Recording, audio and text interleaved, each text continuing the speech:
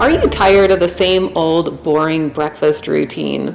Well, I am Amy from A Red Spatula, and my channel is your go-to source for whole grain inspiration. Don't forget to click that subscribe button. You do not want to miss any of these new videos that are coming out. Now this morning, what we are going to talk about is we're going to talk about how to make perfect, fluffy einkorn pancakes. Einkorn is an ancient grain. If you're not familiar with it, I did a video prior to this one that I will link at the end of this video. But just know that it is gaining in popularity, and for good reason. It is a very healthy flour, and one that if you are not using, you need to learn to incorporate. These pancakes are a great place to start. So let's go ahead and get started on these pancakes. And don't forget, if you have comments, questions, or anything else, drop them down in the comments section.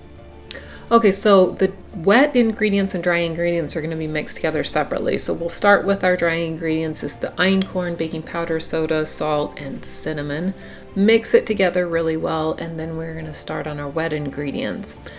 I always like to mix the eggs separately. This will ensure that we don't get scrambled eggs in our pancakes. If you've ever had that happen, I don't know, maybe you like it. I don't really care for it, so I like to make sure that these are mixed really well. And then I'll also add in some of my buttermilk and mix that in too before I ever add it into the dry ingredients. This just ensures that the eggs stay mixed well in your batter. So we add this into our einkorn flour mixture along with the melted butter. You can use oil if you prefer, but I like the flavor of butter, so I always use it. If you're vegan or dairy free, well, actually if you're dairy free or vegan, this recipe won't work because that's buttermilk in it.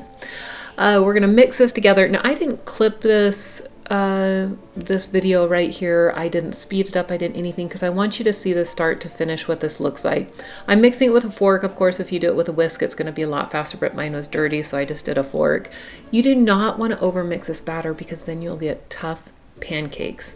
Now, of course, if you like thinner pancakes, you would add in a little bit more buttermilk, and if you like thicker pancakes than what I'm showing, then you would add in less buttermilk. So this is kind of right at the end. You can see it still has small chunks in it, and that is exactly what you're looking for. Once the batter is done, heat up your griddle, butter it, and that you can also use pan release if you want, but I love the butter flavor. And then we're going to scoop our pancakes onto it. You're going to let this sit for just a few minutes. It'll start to bubble around the edges and get kind of puffy. You can see what they look like here.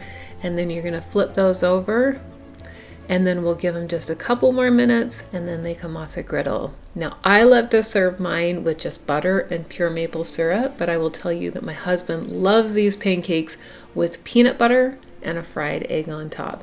But no matter how you serve them, they are delicious, they are light, they are fluffy, and they make the perfect healthy